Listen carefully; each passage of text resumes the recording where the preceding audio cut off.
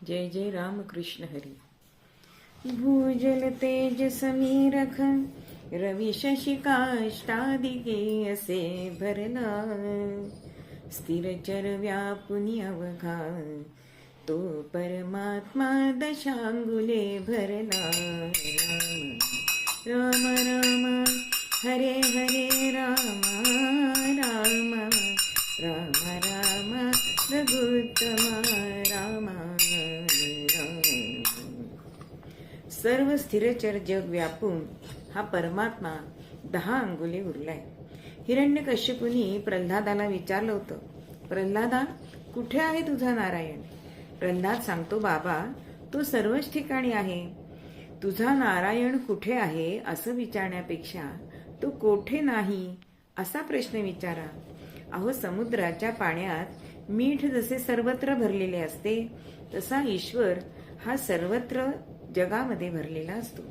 याबद्दल कुणाचंही दुमत नाही. मग असे असल्यानंतर हे ईश्वर स्वरूप जर हे जग आहे तर समान स्वभावाचे, समान आचाराचे, समान विचाराचे, समान आवडीचे असे असायलाच पाहिजे.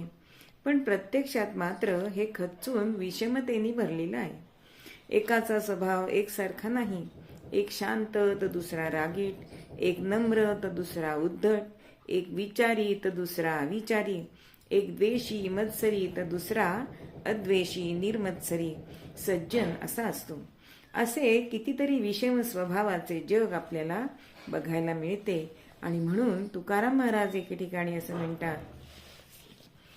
जन देव तरी पायाची पडावे, जन देव तरी पायाची पडावे, त्याची या स्वभावे चाड नाही, चाड नाही, त्याची या स्वभावे चाड नाही, चाड नाही. म्हणून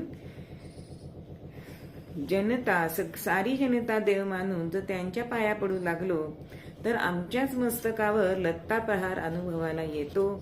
मग ही जनता देव कशी? हा जनता जनता म्हटलं तर आम्हीही त्यातच आलो. म्हणजे अहम ब्रह्मास्मी, ब्रह्म आहे. सर्व खलविदम ब्रह्मासी, ब्रह्म हे सर्व जग सुद्धा ब्रह्म आहे. मी आणि जगत हे एकरूप आहे. पण या एकरूप जगात लठ्ठालठ्ठी का असा प्रश्न पडतो तो एवढ्यासाठी. जय जय राम कृष्ण हरी.